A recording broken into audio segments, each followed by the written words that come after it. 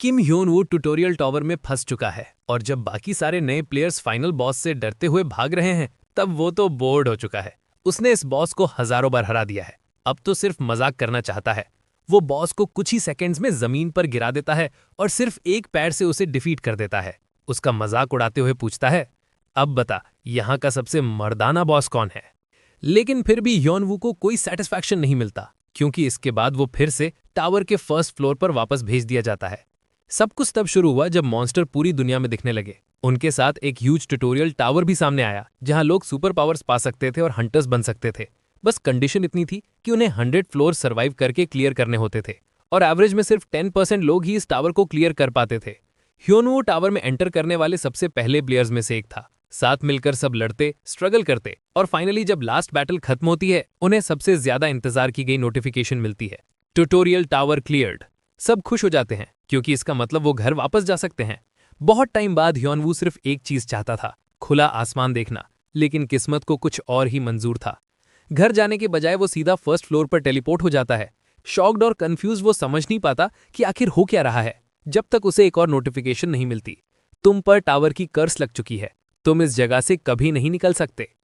Denial और गुस्से के एक लंबे फेज के बाद ह्योनवू टावर को फिर से क्लियर करना शुरू करता है। वो हर पॉसिबल तरीका ढूंढता है जिससे कर्स टूट सके। वो टावर को सोलो क्लियर करता है, फिर 10 बार लगातार क्लियर करता है, अपने बॉडी को लिमिट से आगे तक ट्रेन करता है, लेकिन कुछ भी काम नहीं आता। वो फिर भी गिव अप नहीं करता। साल गुजर जाते हैं, वो हजारों बार टावर क्लियर करता है। जहां नए प्लेयर्स को महीने लग जाते हैं, वो टावर कुछ घंटों में क्लियर कर देता है।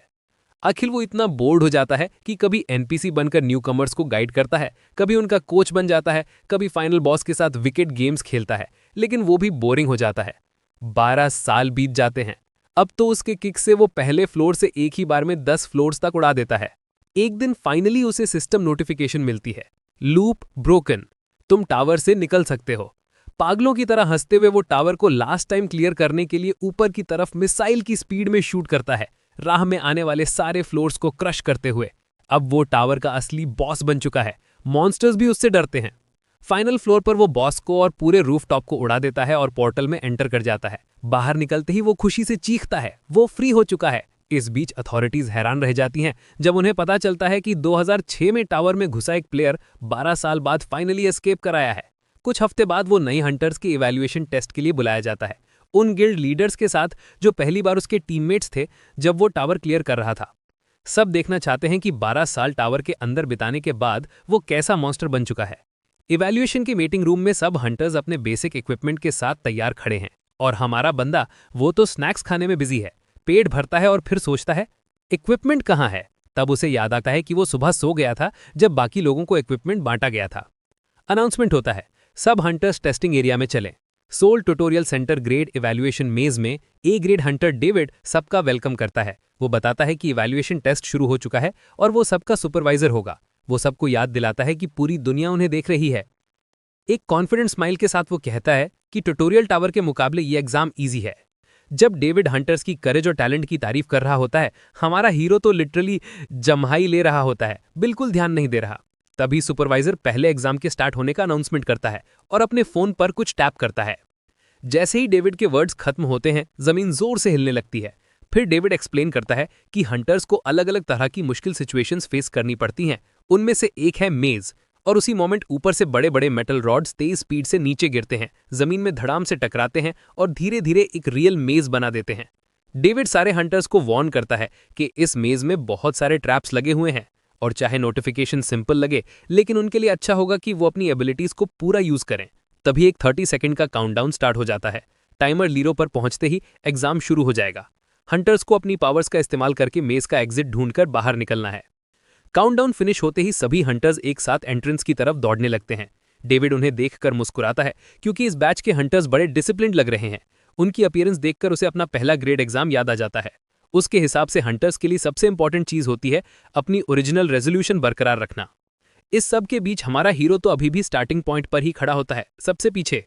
वो सुपरवाइजर को आवाज देकर बिल्कुल कैजुअल टोन में उसको अंकल बोलते हुए पूछता है कि उसे सच में मेज का एग्जिट तक पहुंचना जरूरी है। डेविड उसकी अंकल वाली रिस्पेक्टलेस टोन से चिढ़ जाता है। वो उसकी पैथेटिक अपीयरेंस को जज करता है और सोचता है कि इसका इक्विपमेंट कहाँ गया। जब वो ह्योनवू को जम्हाई लेते देखता है तो शॉक हो जाता है कि आजकल के न्यूकमर्स ऐसे बिहेव करते हैं। अब डेविड को डाउट होने लगता है कि ये लड़का एग्जाम को सीरियसली भी ले रहा है या नहीं। क्यूरियस होकर डेविड पूछता है क्या ह्योनवू को ये हंटर एग्जाम्स इतने ट्रिवियल लगते हैं। हीरो स्मर्क करता है और अंकल शब्द को एक्स्ट्रा जोर से बोलते हुए कहता है कि सुपरवाइजर को ऐसे टफ एक्ट करना चाहिए उन लोगों के सामने जो पूरी जान लगाकर दौड़ रहे हैं, ना कि उसके सामने। डेविड को यह बात सीधा ईगो पर लगती है, लेकिन ह्योनवू मुस्कुराकर एक बेट लगाता है। वो पूरा मेज 20 सेकंड्स के अंदर क्लियर कर देगा और अगर वो जीत गया तो उसे 1 लाख रुपए मिलने चाहिए। डेविड उसके वर्ड से थोड़ा हिल जाता है, लेकिन उसका ईगो बड़ा है तो वो अग्री कर लेता है। वो कन्फेस करता है कि उसकी एक दिन की सैलरी और सुपरवाइजर के ओवरटाइम मिला के टोटल 1 मिलियन वॉन होती है। एंट्रेंस की साइड दौड़ते हुए ह्योनवू डेविड को वॉर्न करता है, बाद में बोलेगा मत कि मैंने पहले बताया नहीं। एंट्रेंस वॉल के पास रुककर ह्योनवू हाथ रखता है और शॉक हो जाता है। इतनी बड़ी सैलरी मिलती है क्या सुपरवाइजर को? ये सोचते हुए वो अपनी सारी एनर्जी अपने हाथ में गैदर करता है। सब लोग, चाहे वो डेविड हो या साउथ कोरिया के टॉप गिल्ड लीडर्स जो ऑब्जर्वेशन स्क्रीन से एग्जाम देख रहे हैं, ये सोच रहे हैं कि हमारा बंदा वॉल के पास आखिर कर क्या रहा है। कुछ समझ पाते उससे पहले ही हीरो सीधा वॉल को पंच कर देता है। पंच इतना पावरफुल होता है कि पूरा मेज एक तरफ से फट जाता है, एक बड़ा सा होल बन जाता है और पूरा एरिया स्मोक से भर जाता है। कुछ सेकंड्स बाद जब धुआं हटा, हमारा बंदा मेज के ऑपोजिट साइड के एग्जिट पर खड़ा होता है। हाँ, वो एग्जिट बिल्कुल जबरदस्ती बनाया गया था, लेकिन टेक्निकली उसने सुपरवाइजर से कंफर्म किया था कि किसी भी तरीके से एग्जिट तक पहुंचना ही रूल है। सब देखकर पागल हो जाते हैं। उन्हें उसके ग्रेड मेजरमेंट से भी ज्यादा शॉक आता है। साउथ कोरिया के टॉप गिल्ड लीडर्स भी अमेज्ड होते हैं, लेकिन थोड़ा इरिटेट भी, क्योंकि हमारा लड़का इतना जिद्दी कैसे हो सकता है। वहीं ह्योनवू तो 7वें आसमान पर होता है, क्योंकि वो 1 लाख रुपए जीत चुका होता है। लेकिन जैसे ही वो पीछे मुड़कर मेज का तबाही देखता है तो उसका चेहरा पैनिक मोड में चले जाता है। ये सबका डैमेज का पैसा तो मुझे नहीं भरना पड़ेगा। 24 घंटे पहले हंटर रैंक असेसमेंट कंपटीशन के बिफोर लाइव हंटर्स ऑफिस में इवैल्यूएशन की तैयारी चल रही होती है। जुन कंटेस्टेंट्स की फाइनल लिस्ट कंफर्म कर लेती है। उसका कलीग पूछ लेता है कि क्या इस बार एग्जाम से कुछ खास एक्सपेक्टेशन रखें। सुन तुरंत समझ जाती है कि वो एडवांस्ड हंटर की गॉसिप की बात कर रहा है, यानी हमारा ह्योनवू। लेकिन उसके बारे में इन्फो मिलना मुश्किल है। एडवांस्ड हंटर के अलावा एक और बंदा आ रहा है, कांग ह्यान, जो एक बैकअप हंटर है और ट्रेडिशनल मार्शल आर्ट्स वर्ल्ड से ट्रेंड है। क्योंकि ये कंफर्म नहीं था कि एडवांस्ड हंटर आएगा या नहीं, इसलिए कांग ह्यान को बैकअप के रूप में रखा गया था। कांग ह्यान के पास बहुत सारी स्किल्स हैं, बहुत एबिलिटीज हैं और अक्सर उसकी किस्मत भी अच्छी होती है। अपने वेपन से वो आसानी से डेडली क्रीचर्स को नॉकआउट कर देता है। स्टार्टिंग से ही उसे बहुत ज्यादा रिस्पेक्ट और अटेंशन मिलती आई है। लेकिन ये सब तब था जब उसकी मुलाकात ह्योनवू से हुई। वो दोनों तब मिले जब ह्योनवू ट्यूटोरियल टावर को लास्ट टाइम क्लियर कर रहा था उस हेल होल से निकलने के लिए। कांग ह्यान बचकर तो आ गया, लेकिन उसे समझ आ गया कि वो कितना पैथेटिक है, क्योंकि हमारा लड़का तो इतना वाइल्ड था कि जो भी उसके रास्ते में आता उसे सीधा धक्का मारकर आगे बढ़ जाता, इंक्लूडिंग कांग ह्यान। फर्स्ट एग्जाम कैंग यून के लिए सक्सेसफुल होता है। सबको अनाउंस किया जाता है कि वो वेटिंग रूम में जाकर अगले अनाउंसमेंट का इंतजार करें। ऑब्जर्वेशन रूम में अथॉरिटीज गुस्सा हो रही होती हैं क्योंकि वो क्लियर फुटेज देखना चाहते हैं कि हमारे मॉन्स्टर ने मेज को कैसे उड़ाया। लेकिन जब भी क्लियर पिक्चर लेने की कोशिश करते हैं, स्क्रीन पर हमेशा ली कैंग ही आ जाता है। सब कंफ्यूज और अनॉयड हो जाते हैं। वेटिंग एरिया में हंटर्स इस इंसिडेंट के बारे में बातें कर रहे होते हैं। रूमर्स ऑलरेडी फैल चुके होते हैं कि ये डिस्ट्रक्शन एडवांस्ड प्लेयर ने किया है। कैंग यून भी वहीं बैठा होता है, जानता हुआ कि एग्जाम खत्म नहीं हुआ। उसके पास अभी भी मौका है ह्योनवू का रियल परफॉर्मेंस देखने का। वो दिल से ये भी कसम खाता है कि वो इस आदमी से नहीं हारेगा, चाहे हमारा ह्योनवू तो इतना स्लीपी लग रहा हो जैसे उसने कुछ नशा वगैरह किया हो। तभी एक अनाउंसमेंट एको होता है। आज के रैंकिंग कॉन्टेस्ट का इवेंट ऑर्डर चेंज कर दिया गया है। कंपटीशन 15 मिनट में रीस्टार्ट होगा। सारे पार्टिसिपेंट्स अगले राउंड के लिए रेडी हो जाएं। अब असेसमेंट इवेंट में मॉन्स्टर वेव इंक्लूड किया गया है, जिसमें वर्चुअल ट्रेनिंग मॉन्स्टर्स यूज होते हैं, जो मॉन्स्टर के स्पिरिट स्टोन्स और लेटेस्ट टेक्नोलॉजी को कंबाइन करके बनाए जाते हैं। गोल सिंपल है, जूनियर हंटर्स कितने मॉन्स्टर्स डिफीट करते हैं गिवन टाइम के अंदर। कैंग वैसे भी काफी स्किल्ड हंटर है और पूरी कंसंट्रेशन के साथ मॉन्स्टर्स को नॉकआउट कर रहा होता है। अपने वेपन में बोल्टिंग लाइट इन्फ्यूज करके वो क्रीचर्स पर स्ट्राइक करता है और उन्हें एफर्टलेसली काटता जाता है। ऑब्जर्वर शॉक्ड हो जाते हैं। ये बंदा अभी अभी टावर से निकला है और ऑलरेडी मैजिकल एबिलिटीज यूज कर रहा है। सब रियलाइज करते हैं कि एक जीनियस उनके बीच बैठा था। एक सेकंड का भी ब्रेक लिए बिना ये मार्शल आर्टिस्ट लगातार इलेक्ट्रिसिटी स्ट्रीम अटैक्स करता है और जो भी मॉन्स्टर उसके सामने आता है वो फौरन गिर जाता है। टाइम खत्म होता है। अनाउंस होता है कैंग यून ने 78 मॉन्स्टर्स डिफीट किए। ये टू डेट हाईएस्ट स्कोर है जो किसी एग्जामिनी ने कभी अचीव किया हो। कैंग प्राउडली स्माइल करता है। सब उसकी कॉम्बैट और मैजिक स्किल्स से इम्प्रेस्ड हैं। उन्हें लगता है कि ये सच में टॉप कैंडिडेट होने लायक है।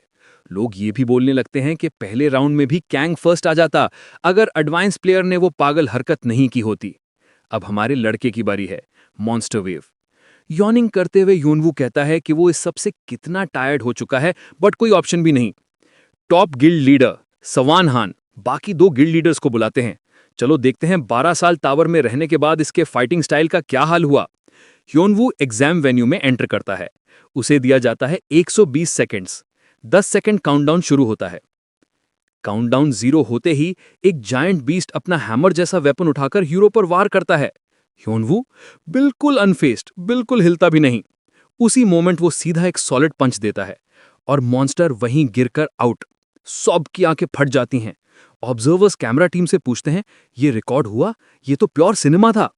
बाकी क्रीचर्स गुस्से से रोर करते हुए हमारे बंदे पर चढ़ दौड़ते हैं, लेकिन एक के बाद एक वो सब एक ही पंच टेक्निक से फ्लोर पर गिर के पड़ जाते हैं। एक बाल तक छूने का चांस नहीं मिलता। 56 सेकंड अभी भी बचे हैं, लेकिन शॉकिंगली ह्योनवू गायब हो गया है और मॉन्स्टर्स के हेड्स खुद ब खुद एक्सप्लोड हो रहे हैं। ऑब्जर्वर्स कंफ्यूज्ड, क्या ये कोई मैजिक स्पेल है? सवान ध्यान से देखकर कहता है, नहीं, अगर ध्यान से देखो एक सिलुएट मूव कर रहा है लाइट की स्पीड से।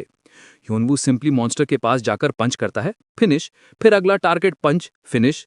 वो कोई हाई लेवल स्किल यूज नहीं कर रहा, वो सिर्फ इतनी तेजी से मूव कर रहा है कि लगता है मॉन्स्टर्स अपने आप फट रहे हैं। सियोयान ली शॉक में बोल पड़ता है, ये मूवमेंट बिना एनहांसमेंट के पॉसिबल भी है? शू ह्यूम खिम सोच में पड़ गया था कि ह्योनवू ने टावर के अंदर आखिर 12 साल तक किया क्या। जब भी उसने कोई रूमर सुना उसने हमेशा इग्नोर किया, लेकिन आज जब सब उसे सामने देख रहे थे उन्हें फाइनली समझ आ गया, ह्योनवू एक सचमुच का बीस्ट बन चुका था। 120 सेकंड पूरे होते ही अनाउंसर की जुबान लड़खड़ा जाती है और जब वो अनाउंस करता है ह्योनवू ने 248 मॉन्स्टर्स को डिफीट किया है, ये खबर इंस्टेंट वायरल हो जाती है। पूरे इंटरनेट पर हंगामा मच जाता है। लोग कमेंट कर रहे हैं, ये वीडियो रियल भी है, ये तो इम्पॉसिबल लग रहा है, भगवान कौन सा हैक यूज कर रहा है। कुछ लोग अमेज्ड हैं, कुछ जेलस, और पूरी सोशल मीडिया केओस बन जाती है। ट्वीट्स और पोस्ट देखते ही कैंग का गुस्सा एक्सप्लोड हो जाता है। वो लिटरली अपना फोन बीच से तोड़ देता है, फिर वॉल पर इतना जोर से पंच मारता है कि उस पर क्रैक्स फैल जाते हैं। कैंग गुस्से में चिल्ला उठता है, मैं इतनी कड़ी मेहनत करता रहा, जब लोग आराम कर रहे थे तब मैं हंट कर रहा था। मैंने लोगों के किल्स चुराए, उनकी नफरत झेली, हर चीप ट्रिक यूज की, और ये बंदा बिना एफर्ट के वर्ल्ड वाइड वायरल। आगे बढ़ते हुए एलिस, जो कोरियन हंटर्स एसोसिएशन की इंफॉर्मेशन डिवीजन की चीफ है, हीरो से फेस टू फेस मिलती है। वो उसे उन गिल्ड्स की लिस्ट देती है जो उससे मिलना चाहती है। फिर वो ह्योनवू को 12 साल बाद टावर से निकलने के लिए कॉन्ग्रेचुलेट करती है। एलिस उसे बताती है कि टावर के शुरू होने से लेकर आज तक दुनिया काफी बदल चुकी है। मॉन्स्टर्स जो लैबिरिंथ्स और डंजन से आते हैं वो बहुत डेंजरस होते हैं, पर जहां रिस्क वहां रिवॉर्ड। हंटर्स को जॉ ड्रॉपिंग प्राइजेस भी मिलते हैं, इसलिए हंटर गिल्ड्स टैलेंटेड हंटर्स को रिक्रूट करने के लिए पैसे बरसा रहे हैं। लेकिन ह्योनवू, वो तो कुछ भी नहीं सुन रहा। उसके दिमाग में सिर्फ एक ही चीज चल रही है, आज नेक्स्ट मील में क्या खाऊं। एलिस को लगता है वो कंफ्यूज्ड है। ह्योनवू कैजुअली पूछता है कि क्या ये सब एक्सप्लेन करना तुम्हारी जॉब का पार्ट है। एलिस एक वार्म स्माइल देती है और कहती है, मैं यहाँ पर्सनली आई हूँ। मैं उन एडवांस प्लेयर से मिलना चाहती हूँ जिसके बारे में पूरी दुनिया बात कर रही है। फिर वो इरीज गिल्ड का रिवाइज्ड मेंबर्स कॉन्ट्रैक्ट उसे देती है और कहती है कि वो साइनिंग बोनस वाली क्लॉज पढ़े। ह्योनवू पजल्ड होकर पहला क्लॉज पढ़ता है। मेंबरशिप अग्रीमेंट साइन होते ही मेंबर को एक ह्यूज अमाउंट मिलेगा। उसका चेहरा पसीने से भर जाता है। एलिस कामली पूछती है, तो बताइए 10 बिलियन वॉन का कॉन्ट्रैक्ट हाथ में लेने पर कैसा फील होता है। ह्योनवू कंफ्यूज्ड, 10 बिलियन वॉन? कब से करेंसी की वैल्यू इतनी गिर गई? क्या कोरिया जिम्बाब्वे की तरह हाइपर इन्फ्लेशन से गुजरा? एलिस हंस के समझाती है कि फाइनेंशियल इश्यूज तो नहीं आए, बस मॉन्स्टर्स की वजह से काफी प्रॉपर्टीज के रेट स्काई रॉकेट हो गए हैं। फिर वो उसे उसके घर का अपडेटेड रेट बताती है।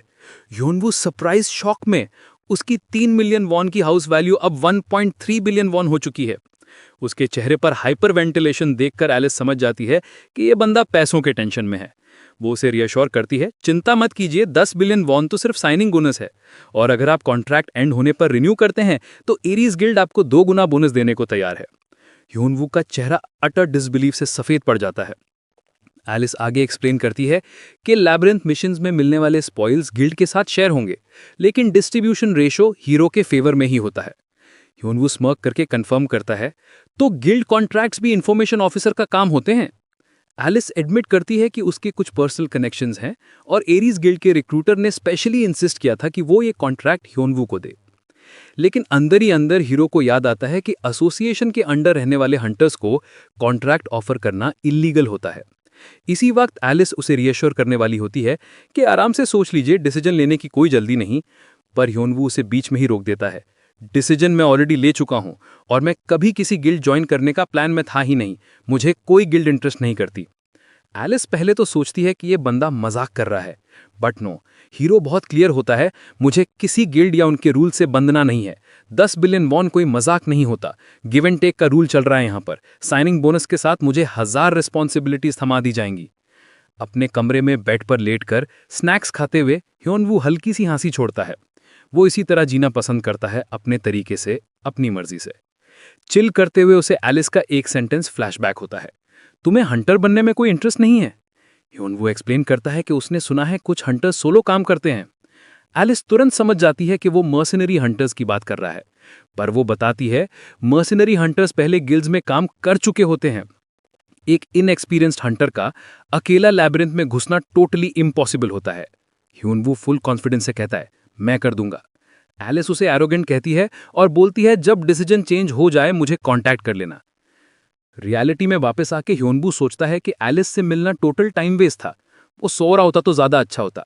इतनी फ्रस्ट्रेशन हो जाती है कि अब उसे नींद भी नहीं आ रही, इसलिए वो मजबूरन उन गिल्ड्स की लिस्ट चेक करता है जो उसे मिलना चाहती है। वो सोचता है ये सब बकवास है, टाइम वेस्ट। लेकिन फिर उसकी आंखें फट जाती हैं। साउथ कोरिया के टॉप 3 गिल्ड लीडर्स के नाम उस लिस्ट में होते हैं। 5 दिन बाद जब न्यू हंटर्स के प्रोटेक्शन पीरियड का लास्ट दिन आता है, हमारा लड़का सियोवॉन, सियोयान और शी ह्यून से मोकडोंग के एक जापानीज रेस्टोरेंट में मिलता है। इतना टाइम बीत चुका था कि उन्हें देखकर वो लिटरली शॉक हो जाता है। सबके सब कितने बड़े हो गए थे। शुकोवन अब उसे एक मैच्योर आदमी लग रहा था और जो हाई स्कूल का नर्ड जी ह्यून था, वो अब एक काफी गुड लुकिंग बंदा बन चुका था। दूसरी तरफ सियोयान भी पूरी तरह बदल चुकी थी। शीह्यून को देखते ही हमारा हीरो को याद आता है कि ये वही लड़का था जो 50th फ्लोर तक उसके पीछे चिपका रहता था, और सियो तो बैंशी को देखकर लिटरली अपने पैंट्स गीला कर बैठी थी। लेकिन लड़की ने तुरंत अपना बीस्ट मोड ऑन करके उसे वार्निंग दे दी कि ज्यादा बोलना मत। सुशी एंजॉय करते हुए ह्यूनवू मानता है कि सबसे मिलके बहुत अच्छा लग रहा है, और हाँ, उसे सुशी का टेस्ट भी बहुत पसंद आता है। तब शीह्यून उसे याद दिलाता है कि जब उन्होंने 17th फ्लोर पर मरमैन को हराया था, तब ह्यूनवू पूरा टाइम बोल रहा था कि उसे सुशी कितनी याद आती है। अब प्रोटैगनिस्ट को सब याद आ जाता है। ये वही टाइम था जब हमारा बंदा लिटरली बर्जर्क हो गया था। तीनों बताते हैं कि जब भी टावर में उसके बारे में कोई अर्बन लेजेंड बाहर लीक होती थी तो उन्हें खुशी होती थी कि वो जिंदा है। इस सब से अनजान ह्यूनवू डिटेल्स पूछता है। तब उन्हें बताना पड़ता है कि हमारा बंदा तो अब सेलिब्रिटी बन चुका है, टावर में उसने जो भी किया सब टीवी पर आता था। ये सुनकर ह्यूनवू के चेहरे पर पसीने की बूंदें आ जाती हैं, क्योंकि उसे रियलाइज होता है कि उसका सारा रोल प्लेइंग सबके सामने एक्सपोज हो गया है। वो सोचता है कौन सी वाली हरकत टीवी पर गई होगी। उसकी सबसे बड़ी उम्मीद ये होती है कि वो न्यूड डंजन क्लियर करने वाली या गोलम बनने वाली एपिसोड टीवी पर ना आई हो। लेकिन गिल्ड लीडर्स बताते हैं कि सबसे फेमस तो वो क्लिप्स हैं जिसमें वो अजीब डांस करते हुए बॉसेस को डिफीट कर रहा था, और जिसमें वो सिर्फ एक किक से 10 फ्लोर्स तोड़ते हुए सीधा नीचे गिर गया था। ये सुनकर ह्यूनवू थोड़ा सा रिलैक्स फील करता है। शीह्यून फिर भी जेन्युइनली क्यूरियस होता है कि टावर में वो क्या क्या करता रहता था। ह्यूनवू को याद आता है कि वो बॉस मॉन्स्टर के सामने डांस कर रहा था। मॉन्स्टर भी वहीं खड़ा डम्बफाउंडेड हो गया था, पर हमारा लड़का बस वो ट्राई कर रहा था क्योंकि उसे वहां से निकलना ही था। और जब वो 10 फ्लोर्स तोड़कर नीचे गिर गया था तो वो फ्रस्ट्रेशन के चक्कर में जितना उछल सकता था उतना उछल गया और सीधा नीचे लैंड कर गया। सेउयान मानती है कि असेसमेंट के टाइम जब उसने ह्यूनवू को देखा था तब उसे समझ आ गया था कि उसने कितनी ज्यादा पावर हासिल कर ली है, और ये सब कहानियां सीधे उसके मुंह से सुनकर कोई शक नहीं बचता। लेकिन ह्यूनवू को लगता है कि कोई भी ऐसा कर सकता था, क्योंकि अगर कोई किसी जगह फंस जाए तो बाहर निकलने के लिए कुछ भी कर लेता है। फिर उसे याद आता है कि उसके स्टूडेंट्स भी शायद बाहर आ गए होंगे। ये बात सच है कि उसे नहीं पता वो किस जनरेशन से आए थे, लेकिन ये तब की बात है जब वो 50th और 60th फ्लोर के बीच में था। टावर में कोई पीछे रह गया था। जब ह्यूनवू को एक प्रेजेंस फील हुआ तो उसने आसपास सर्च किया और एक छोटा सा बच्चा मिल गया। अपने रोल प्ले स्किल्स यूज करते हुए उसने डिसाइड किया कि वो इस लॉस्ट सोल को गाइड करेगा। उस टाइम ह्यूनवू मार्शल आर्ट्स के कॉन्सेप्ट में पूरा डूबा हुआ था। इसीलिए उसने उस बच्चे को अपने अंडर ले लिया और ट्रेन करना शुरू कर दिया। शुरू में शुकॉन पूरा कंफ्यूज हो जाता है, तो प्रोटैगनिस्ट समझाता है कि वो उन सिचुएशंस की बात कर रहा है जहां कोई फंस जाए लेकिन फिर एनलाइटनमेंट मिलते ही एस्केप कर जाता है, कॉमिक्स और नॉवेल्स जैसा। ह्यूनवू ने सोचा, अगर मैं एनलाइटेंड हो जाऊं शायद मैं भी यहां से निकल जाऊं। इसी वजह से उसने उस बच्चे को लिटरल हेल ट्रेनिंग दी और उसकी सारी लिमिट्स पुश कर दी। वो उसे वर्कआउट करवाता, रोकने पर टॉन्ट करता, मॉक करता, कभी कहता अपना फोकस लोअर एब्डोमेन पर रखो, वहीं से इनर एनर्जी निकलती है। पर सच ये है, ह्यूनवू को सिर्फ ब्रूट स्ट्रेंथ ही आती थी। अब जब वो सब याद करता है तो उसे उस बंदे के लिए बुरा लगता है। ह्यूनवू कभी रिवील नहीं करता, पर उस टाइम वो एकदम जर्क था। इसीलिए वो थैंकफुल है कि उसने हमेशा मास्क पहन के रखा था। वो कभी नहीं चाहता कि उसकी उस किड से फिर मुलाकात हो। तभी हीरो तीनों टॉप गिल्ड लीडर से पूछता है कि पिछले 12 साल में दुनिया कैसी रही। ये सुनते ही सब चुप हो जाते हैं। बाद में घर जाके ह्यूनवू अपना स्टेटस विंडो चेक करता है। उसमें उसकी एज 24 लिखी होती है, 36 के बजाय। तब उसे समझ आता है कि उसने इस दुनिया में 12 साल खो दिए हैं। अब जो हो गया सो हो गया। तो हमारा लड़का डिसाइड करता है कि अब वो अच्छे पैसे कमाएगा और लाइफ को बिना रिग्रेट्स एंजॉय करेगा। उसका ध्यान तब एक फ्लोटिंग मैसेज पे पड़ता है, एंडलेस लूप रिमूव्ड। क्यूरियस होके ह्यूनवू वो ऑप्शन प्रेस करता है। तुरंत एक नोटिफिकेशन पॉपअप होता है। अगली लेवल पे जाने के लिए उसे कम से कम 3 डंजन बॉसेस को डिफीट करना होगा। डंजन कॉन्क्वेस्ट ऑब्जेक्टिव्स, एडोरेब्स लेबोरेटरी, वुडलैंड विलेज और स्वॉम्प व्यू। ह्यूनवू को समझने का मौका भी नहीं मिलता कि ये सब हो क्या रहा है, तभी उसके दरवाजे पर नॉक होता है। दरवाजा खोलते ही सिक्योरिटी गार्ड उसे ग्रीट करता है और बताता है कि एरीज गिल्ड के कुछ रिक्रूटर्स उससे मिलने आए हैं। ह्यूनवू को कोई इंटरेस्ट नहीं होता, तो वो सीधा मना कर देता है। पर गार्ड थोड़ा परेशान होकर रिक्वेस्ट करता है कि वो चल के मिल ले। उसने जबरदस्ती ह्यूनवू को लाने को बोला था, तो ऑब्वियस था कि ये लोग तब तक पीछे नहीं हटेंगे जब तक ह्यूनवू उनको डायरेक्टली मना न कर दे। इसीलिए वो फर्स्ट फ्लोर के लाउंज में जाता है। वहीं पर रिक्रूटर्स वेट कर रहे थे। वहां बनहो कांग, एरीज गिल्ड का ह्यूमन रिसोर्सेज मैनेजर, उसे ग्रीट करता है। लेकिन बात को घुमाने के बजाय प्रोटैगनिस्ट सीधा बोल देता है कि उसने पहले ही क्लियर कर दिया था कि उसका कोई इंटेंशन नहीं है किसी गिल्ड ज्वाइन करने का। फिर भी एरीज गिल्ड का रिसोर्सेज मैनेजर ह्यूनवू को चैलेंज करता है कि तुम क्या सच में सोचते हो कि बिना हमारे सक्सेसफुल हंटर बन पाओगे। मनो उसे टेम्प्ट करने की कोशिश करता है, गिल्ड ज्वाइन करने पर मिलने वाले सारे बेनिफिट्स याद दिला के। पर बिना डरे हमारा हीरो बोलता है कि मैनेजर उसे धमकी ना दे। पीछे खड़ा बॉडीगार्ड ह्यूनवू की एरोगेंट बात सुनकर गुस्सा हो जाता है, लेकिन बनहो उसे रोक देता है। फिर वो ह्यूनवू को बोलता है कि कोई बेवकूफी ना करे, क्योंकि उसे पता ही नहीं एरीज गिल्ड कौन है।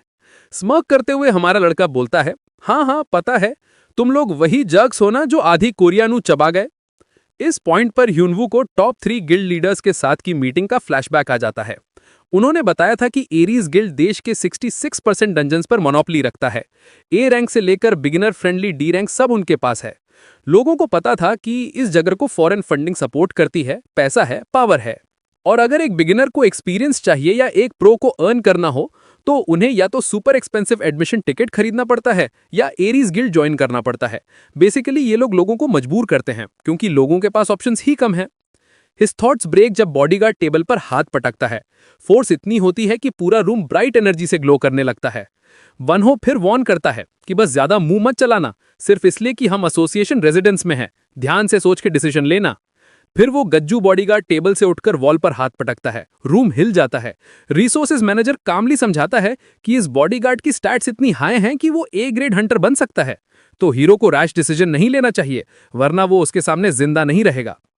पर ह्यूनवू बस साय करके ग्रिन कर देता है। फिर खड़ा होता है, अपनी स्लीपर उठाता है और बार बॉडीगार्ड को प्रोवोक करता है, आजा गंजे, तेरे गंजे सर में थोड़ी अकल डाल देता हूं। ये सुनते ही हल्क जैसा बॉडीगार्ड गुस्से से चार्ज करता है, पर 2 सेकंड में वो वॉल पर चिपक जाता है, बिल्कुल हिला भी नहीं पाता। ये देखकर बनहो का मुंह खुला का खुला रह जाता है। सोचता है, हमने तो पूरा स्क्रिप्ट बनाया था इस बंदे को डरा के कॉन्ट्रैक्ट साइन करवाने का, सब उल्टा हो गया। रिसोर्सेज मैनेजर शॉक्ड होता है। ह्यूनवू मैजिक भी यूज नहीं कर सकता, फिर भी उसकी स्ट्रेंथ अनमैचेबल है। स्लाई स्माइल के साथ हमारा लड़का बनहो के पास जाता है, उसे कॉर्नर करता है, फिर अपनी फटी हुई स्लीपर से उसके सर पर थप्पड़ जैसा स्मैक देता है। मुझे उन लोगों से सख्त नफरत है जो धमकी देते हैं। उस रात शिह्यून के घर पर ह्यूनवू सारा मसाला बता देता है। गिल्ड लीडर इंप्रेस तो होता है, पर थोड़ा शॉक्ड भी, क्योंकि एरीज वाले इतने रूथलेस होते हैं कि कोई उनसे पंगा नहीं लेता। शिह्यून बताता है कि वो लोग उसे थ्रेट भेज रहे हैं ताकि वो किसी और गिल्ड में ज्वाइन ना हो, और लैबिरिंथ के अंदर तो वो उसे साइलेंट भी करवा सकते हैं। स्ट्रॉबेरीज खाते हुए ह्यूनवू पूछता है, साइलेंट मतलब? शिह्यून सीधा बोलता है, मतलब मार देंगे। ह्यूनवू को ये सुनकर थोड़ा ब्रूटल लगता है, तो शीह्यून सजेस्ट करता है कि सिचुएशन देखकर वो उनकी गिल्ड ज्वाइन कर ले। पर ह्यूनवू को अभी भी कोई गिल्ड ज्वाइन करना पसंद नहीं। वो मानता है कि हाँ, उसे थोड़ा आराम चाहिए, बट फर्स्ट उसे एक जरूरी काम निपटाना है। इसीलिए वो फिलहाल गिल्ड ज्वाइन करने का प्लान होल्ड पे रख देता है। फिर ग्रिन करते हुए पूछता है, वैसे तुमने एडरॉन्स लेबोरेटरी का नाम सुना है? पिछले 12 साल उसके लिए मिस्ट्री थे। क्यों सिर्फ उसे पीछे छोड़ दिया गया? किसने टावर बनाया? किसने उसे लॉक किया? गड़बड़ क्या थी? इसलिए अब उसका एम टावर का सीक्रेट और अपने कैप्टर को ढूंढना है, क्योंकि जब वो उन्हें पकड़ लेगा वो उन्हें सफर करवाएगा। शीह्यून को समझ नहीं आता कि अचानक एडरॉन्स लेबोरेटरी में ऐसी क्या रुचि आ गई। वो बताता है कि एडरॉन्स लैब एक एसी रैंक या एसी माइनस रैंक डंजन है, वी जियोंग बू में, और सुना है ये नया हंटर्स के ग्रो होने के लिए बढ़िया जगह है। क्यूरियस होकर शीह्यून रीजन पूछता है, पर ह्यूनवू फुल ट्रूथ नहीं बताता, सिर्फ इतना कहता है कि उसका वहां कुछ काम है। फिर शीह्यून वॉर्न करता है कि वहां वो शायद जा ही ना पाए, क्योंकि एरीज गिल्ड उस डंजन पर भी मोनोपोली रखता है। ये सुनकर हमारा हीरो फ्रस्ट्रेट हो जाता है। यार, इन गुंडों को रोकने के लिए कोई लॉ नहीं होता? हर जगह मोनोपोली। गिल्ड लीडर हीरो को याद दिलाता है कि गवर्नमेंट के पास सबके लिए टाइम नहीं होता, क्योंकि हंटर्स की वोटिंग पावर होती ही नहीं। बहुत ही कम लोग ट्यूटोरियल टावर क्लियर करके हंटर बनते हैं। डंजन्स इतने डेंजरस होते हैं कि पुलिस भी प्रॉपर्ली इन्वेस्टिगेट नहीं कर पाती, और वहां होने वाली डेथ्स को अक्सर एक्सीडेंट बोलकर क्लोज कर देती है। ह्यूनवू को ये सब बकवास लगता है, लेकिन ऊपर ऊपर से एरीज एक राइजिंग इंडस्ट्री का लीडर है जो अच्छे टैक्सेस देता है, और हंटर्स से जुड़ी कोई भी सिचुएशन बहुत डेलिकेट होती है जिसमें आउटसाइड पावर्स इंटरफेयर नहीं कर सकती। इस पॉइंट पर प्रोटैगनिस्ट डिसाइड करता है कि वो चुपचाप अंदर घुसेगा, और अगर वहां प्रॉपर गार्डिंग होगी तो उनसे सीधा टकरा लेगा। ह्यून उसे वॉर्न करता है कि अगर उसने कोई स्टूपिड काम किया तो एरीज उसका दुश्मन बन जाएगा। लेकिन अब सोचने का टाइम निकल चुका है, क्योंकि हमारा लड़का अपने रंग रिसोर्सेज मैनेजर को दिखला चुका है उस झंड के गिल्ड के।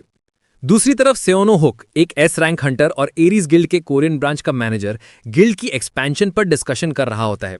चाइना में कम से कम 5 महीने लगेंगे, रशिया में 8 महीने और जापान में 7 महीने। सेओनो को टाइम से ज्यादा ये मैटर करता है कि वो हमेशा दूसरों से एक कदम आगे रहे। जैसे फार्मिंग मॉन्स्टर के अटैक के टाइम तुम्हें बॉस से फास्ट होने की जरूरत नहीं, बस अपने पास वाले आदमी से फास्ट होना काफी है। इसी बात पर मैनेजर के लोग उसे ह्यूनवू के स्टैट्स देते हैं। उन्होंने ट्यूटोरियल जोन में हमारे बॉय की मूवमेंट्स का फुटेज यूज करके ट्रायल एनालिटिकल डिवाइस से उसका एस्टिमेटेड लेवल निकाला है। बोंगू को एरीज गिल्ड का एचआर हेड बताता है कि उसे थोड़ा डाउट था, लेकिन डिपार्टमेंट का एनालिसिस कहता है कि margin of error A grade से ज्यादा नहीं होना चाहिए। ये सुनकर सियोनो पूछता है कि क्या उन्होंने इस बंदे को रिक्रूट कर लिया, लेकिन अपने लोगों के हेजिटेंट चेहरे देखकर वो समझ जाता है कि वो फेल हो गए। तुरंत वो अनाउंस करता है कि अच्छा ही हुआ। वो मानता है कि लड़का टैलेंटेड है और उसकी प्रेजेंस से गिल्ड को प्रॉफिट होता, पर वो उनकी पोजीशंस के पीछे पड़ जाता। इसीलिए रिक्रूट करने का चक्कर छोड़ो, अब इसे मैनर्स सिखाने का टाइम है। उसी वक्त एक आदमी भागते हुए बोंगूकी के पास आता है, हांफते हुए बताता है कि एड्रॉन लैबोरेटरी में इमरजेंसी हो गई है। वी जिंगो च्योम्बो माउंटेन एड्रॉन्स लैबोरेटरी के एंट्रेंस पर, जो एक सी रैंक डंजन है, एक लड़की थोड़ी सिडक्टिव स्टाइल में गार्ड से रिक्वेस्ट करती है कि उसे अंदर जाने दो, लेकिन ये थग्स उसे लैबिरिंथ डंजन में जाने का सजेशन देते हैं क्योंकि वहां लो लेवल मॉन्स्टर्स होते हैं। पहले तो ये लोग बोलते हैं कि वो लोग रूल्स वाले आदमी हैं, पर फिर धीरे धीरे चिपकने लगते हैं। तभी हमारा बॉय वहां पहुंच जाता है। थग्स उसे वार्न करते हैं कि ये जगह टाइम पास करने की नहीं, यहां सही में डेंजरस मॉन्स्टर्स होते हैं। हमारा लड़का आगे बढ़कर बोलता है कि इसी वजह से तो वो यहां है, उसे इस डंजन के अंदर कुछ काम है। एरीज गिल्ड का थग उसे पागल बोलता है और हमारा हीरो उसे इडियट बोलने का जवाब चुपचाप स्लिपर्स उठाकर देता है। प्लेयर्स को तमीज सिखाने का वक्त आ चुका है। मुस्कुराते हुए वो उनमें से एक के करीब जाता है। वो आदमी गुस्से से फट पड़ता है और चिल्लाते हुए बोलता है कि वो एरीज गिल्ड का बंदा है, लेकिन हमारे प्रोटैगनिस्ट को किसी भी गिल्ड से कोई फर्क नहीं पड़ता। वो आराम से अपना स्लिपर उठाता है और सिर्फ एक हल्के से झटके से आदमी सीधा दीवार में जा टकराता है। अपने साथी को बेहोश होता देख दूसरा थक पैनिक करने लगता है। हमारे प्रोटैगनिस्ट उससे कहता है अपने शूज दे। वो बंदा कंफ्यूज हो जाता है तो ह्यून उसे धमकाता है, आंखें खुलवा दूं क्या? डर से कांपते हुए वो तुरंत शूज निकाल देता है। जैसे ही हमारा हीरो नए मेटल शूज पहनता है, वो हैरान हो जाता है, ये इतने लाइट कैसे हैं? एरीज गिल्ड का प्लेयर अपने महंगे मैजिक से बने शूज खोने पर रोने लगता है, लेकिन हमारा जेनरस हीरो उसके नंगे पैर देखकर उसे अपने स्लिपर्स दे देता है और सीधा वॉकआउट कर जाता है। गेट के अंदर चला जाता है और एरीज के थग्स पीछे रह जाते हैं रोते हुए। इसके बीच सेओयान गुस्से में शियोहन पर चिल्ला रही होती है कि उसने हमारे हीरो को जाने कैसे दे दिया, लेकिन शियोहन समझाता है कि उसके पास कोई चॉइस ही नहीं थी। ह्यून तो सीधा चल दिया बिना रुके। सियोयान पैनिक करने लगती है, thinking about the ruthless Aries guild. Seohan बताता है कि उसने ह्यून को वॉर्न किया था, पर वो सुनता ही नहीं। सियोयान शॉक में पूछती है, मतलब वो सच में एरीज गिल्ड का एनिमी बन गया? शिव कंफर्म कर देता है, जो बातें ह्यून ने उससे बताई थी उनसे सब क्लियर हो गया। शिवहन कहता है कि ह्यून वो ऐसा बंदा नहीं जो चुपचाप रहने पर ट्रबल में पड़ जाए, लेकिन अगर किसी को अपना एनिमी बना ले तो उसका ट्विस्टेड साइड बाहर आ जाता है और वो दुश्मनी बहुत लंबा खींच सकता है। शिव को समझ नहीं आता कि सब इतना कॉम्प्लिकेटेड कैसे हो गया, पर वो सेरियान को अश्योर करता है कि टेंशन की जरूरत नहीं। जब वो एरीज गिल्ड पर बात कर रहे थे, ह्यून वू की रैंकिंग भी सामने आई थी। ये सुनकर सियोयान शॉक में रह जाती है। इधर हमारा हीरो डंजन में आगे बढ़ रहा होता है। अचानक एक मॉन्स्टर अपने रिसर्च मटेरियल ढूंढने लगता है।